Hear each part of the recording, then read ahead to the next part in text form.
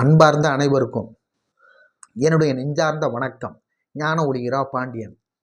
கல்வி கற்கும்போது கற்பித்தல் என்ற நிலையோடு செய்து காட்டல் என்ற ஒரு நிலையும் இருக்கிறது என்பதை நாம் அறிவோம். உதாரணமாக, எப்படி அடித்தான் என்று கேட்கும்போது இப்படித்தான் அடித்தான் என்று அடித்து செய்து காட்டும்போது ஐயோ வலி தாங்க முடியவில்லையே என்று துடிக்கிறான். எப்படி சுட்டான் என்று கேட்கின்ற போது இப்படித்தான் சுட்டான் என்று சுட்டு செய்து காட்டும்போது ஐயோ எரிச்சல் தாங்க முடியவில்லையே என்று கதறுகிறான். எப்படி உள்ளே வச்சு பூட்டினான் என்று கேட்கும்போது இப்படித்தான் உள்ளே வச்சு பூட்டினான் என்று உள்ளே வச்சு பூட்டி செய்து காட்டும்போது கதவை தர காற்று வேண்டும், கதவை தர காற்று வேண்டும் என்று கத்துகிறான். எப்படி தண்ணீர் தூக்கி போட்டான் என்று கேட்கின்ற போது இப்படித்தான் தண்ணீர் தூக்கி போட்டான் என்று தண்ணீர் தூக்கி போட்டு செய்து காட்டும்போது காப்பாற்று காப்பாற்று என்று கதறுகிறான். இப்படித்தான் ஒரு குடும்பத்தில் கணவனும் மனைவியும் வாழ்ந்து கொண்டிருந்தார்கள். மனைவி கிச்சனில் குக்கரில் சமைத்து கொண்டிருந்தாள்.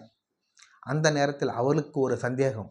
தூக்கு மாட்டுகிறேன் என்று சொல்கிறார்களே, தூக்கு மாட்டுவது எப்படி என்று தன்னுடைய கணவனிடத்தில் கேட்டாள். அதற்கு கணவன் சொன்னான், அது உனக்கு தெரியாதா, நான் செய்து காட்டுகிறேன் வா என்று அழைத்தான். உடனே கணவன் படுக்கை அறையை நோக்கி சென்றான். அவளும் அதை பார்ப்பதற்காக அவன் பின்னே தொடர்ந்தாள். உடனே கட்டிலில் ஒரு ஸ்டூலை எடுத்து போட்டான். மேலே ஏறினான். மேலே கயிறை கட்டினான். இன்னொரு முனையை தன்னுடைய தொண்டையில் கட்டினான். உடனே குக்கரில் உள்ள விசில் அடிக்கவே அவள் கிச்சனை நோக்கி ஓடிவிட்டாள். யதார்த்தமாக ஸ்டூல் சாய்ந்தது. அவன் தொங்க தொடங்கினான். அதிலிருந்து மீள முடியவில்லை. இறுதியாக அவன் மரணத்தை தழுவினான்.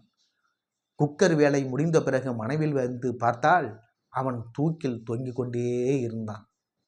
செய்து காட்டல் என்ற நிலை எப்படி இருக்கிறது பார்த்தீர்களா? செய்து காட்டலாம்.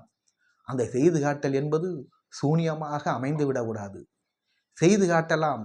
அந்த செய்து காட்டல் என்பது கன்றாவியாக அமைந்து விடக்கூடாது. செய்து காட்டலாம். அந்த செய்து காட்டல் என்பது குதிரைக்கு போடுகின்ற கடிவாளனாக அமைந்து விடக்கூடாது. செய்து காட்டலாம்.